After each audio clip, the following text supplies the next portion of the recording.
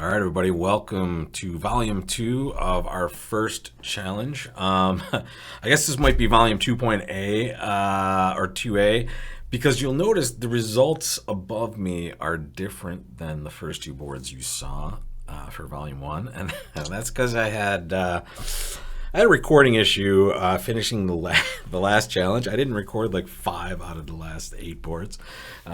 Just my accident. So I am redoing the first challenge. So we did well on those first 2 boards than the last one. These boards were somewhat similar. The opponents on board 1 decided to play 3-no trump, and we nipped it a trick. And on the second board, we played it pretty well to make 5 in a normal 4-heart contract. So nothing great as far as like we expect to be ahead of the robots. I think these are pretty normal results so far.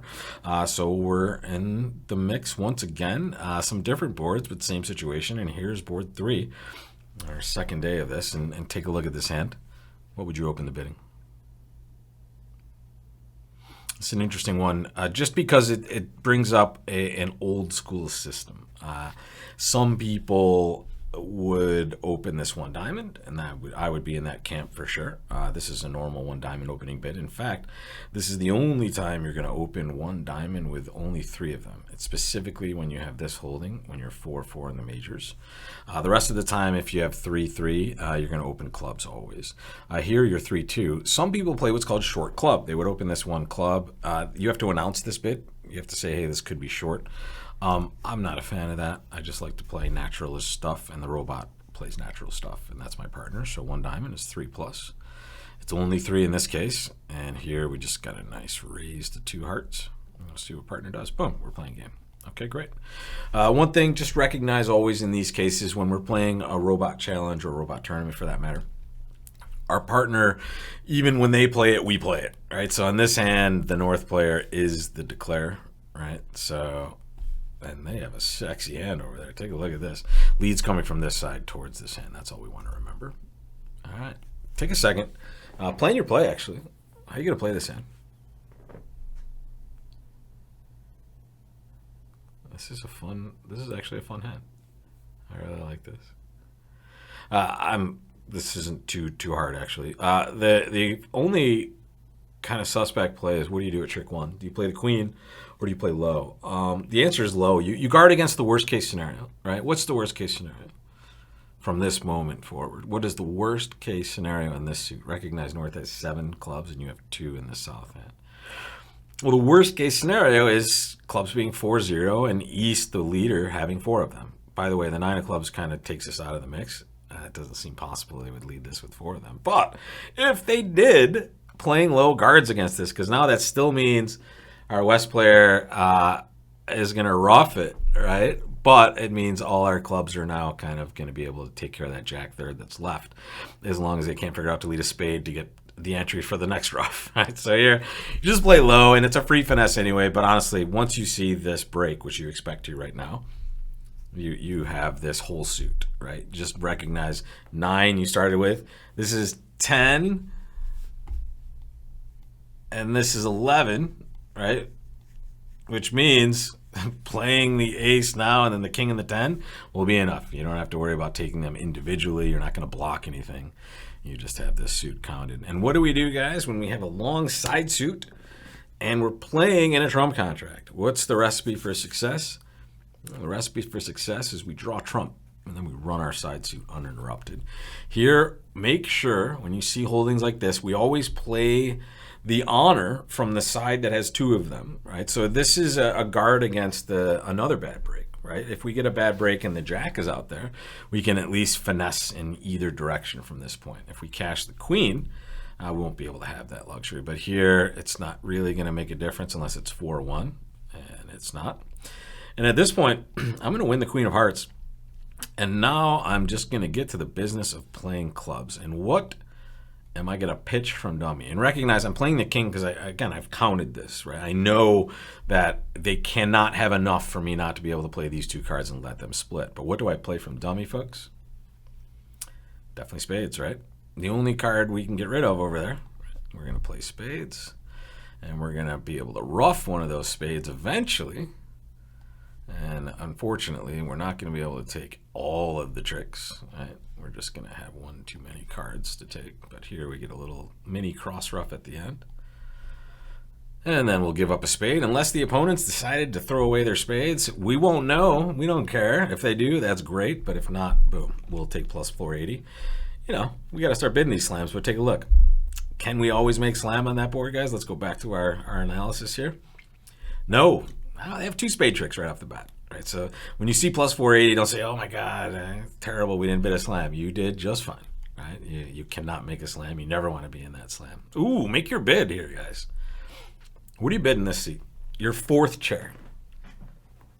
3 passes to you. Recognize you're playing in a best hand challenge, right? We're playing a heads up challenge versus the robot, right? So you're guaranteed to have at least tied for the most points at the table. So the most your opponents can have is 11, which means the least they can have is probably like 9-ish, right?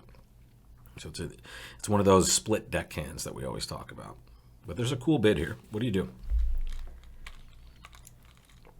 I'm going to open 2 diamonds, guys.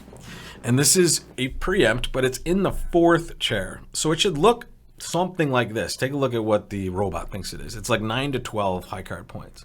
I would say it's more than 9, right? Because I could always pass. That's the key thing to recognize here. In this chair, being that I'm the 4th chooser, right? I'm the 4th position. If I pass, the auction ends, right? And I'm honestly... if this wasn't an instructional hand, I might pass. You know, I only have 3 spades, but I get to preempt, and not really preempt. I'm opening at the 2 level because I want to make it more difficult for the opponents to come in. If I open 1 diamond, West might be able to overcall a heart or a spade, and now the opponents are in the mix, right? But when I open at the 2 level, they kind of need an opening hand to come in at that level. So I'm making this to kind of bar their choices, or at least restrict them to a certain degree.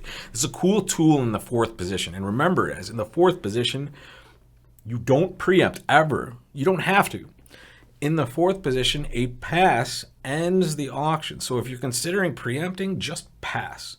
Here, this should be, in my opinion, an opening hand, a good 6-card suit, and just not much more than that, right? And here, watch this. It goes 2 diamonds double. I'm actually going to bid 3 diamonds, right? I'm going to further preempt this situation because I do not want them to find their fit. And if I've gotten my partner out of whack by doing this, I'm sorry. But I'm just trying to preempt effectively, and I don't want them to find major suit fits, which they're likely to have. Partner might have been happy to defend either of those contracts, but whatever. We'll try to take a plus score here. Take a second, look at this line here. We're not in game, but neither are they. And here, I don't know. Especially with robot defense, you're never sure you're going to beat any of their contracts. Here we're going to lose a couple of hearts right off the bat, which isn't the worst thing. Maybe we set up that suit somehow. I don't know. There's Ace of Hearts. There we go. Let's keep dancing. We want to see an honor here, actually. There we go.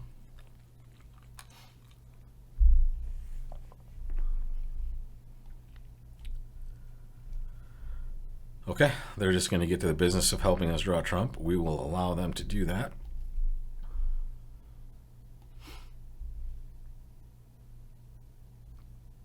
And see, we're getting a bad break here.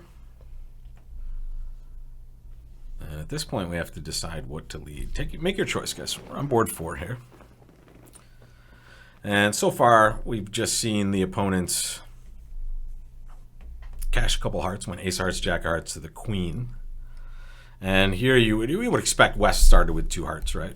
We saw that during the auction, East made a takeout double, right? So it seems like Ace Jack was high-low, and they were just trying to get a ruff. But East correctly says, okay, well, if I give you a ruff, I was going to be pitching, by the way. I would just kind of just jettison something from my own hand, right? Which I might do anyway, right? There's nothing necessarily wrong with, I don't know, seeing what happens here. The problem with playing a heart at this point, and the real problem anytime you see this is we are now kind of letting East choose second, right? We want East to choose first always in this suit, but also West is over roughing behind us, and they have Jack small of the suit left. So we might just be giving them a trump promotion if we lead a heart from dummy.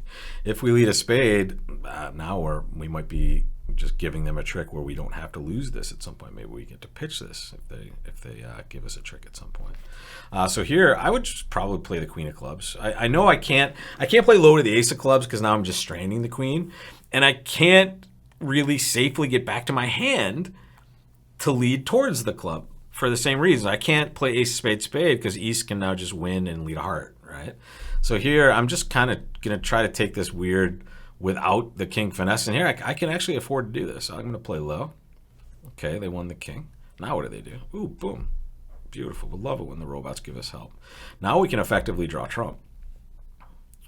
And now maybe we get a little pseudo squeeze going on here, right? We can maybe convince one or both of them that they need to, do something as far as their cards. And here we're looking for the heart honor to get played. If we don't see it, we just pitch that away. And now once we do, they can. And there we go. And we'll lose that trick and boom. All right, so we are just 4 boards into a 10-board challenge, and this was our Tuesday portion. Get a little sneak preview of what we have coming up tomorrow, folks. This is going to be where we start off on Wednesday's version of the weekly challenge. So not too bad so far, right? We beat a game that they bid. We made 2 games ourselves where we weren't going to play a slam, and 4 we kind of did well to go plus. Because remember, the interesting part about board 4 that we just finished is, if you think about it, as far as the pass outs are concerned, we did better. If you could have passed this hand out and you end up going minus, that's a disaster, right? If you decide to open the bidding when you could have passed it out, you really need to do your best to go plus, right? And that's what we've done. We've accomplished our goal by just getting more than +0, right? Plus 110 is just better. All right, guys. So we'll see you back here for... Let me spit this out. We'll see you back here for the 3rd episode of our first challenge here, and that'll be tomorrow, which is Wednesday. And don't forget, we have the Wednesday morning tournament. We also have the Tuesday evening challenge, which is me solo again with the robots, so you get a full version of this live. And you also will see that the card combinations bridge quiz is on Wednesday afternoon, so don't forget to join us for that at bridgelesson.com. Until next time, guys, I hope all your finesses are winners. And come back and see how we do in this challenge, guys. I'll see you tomorrow. Take care.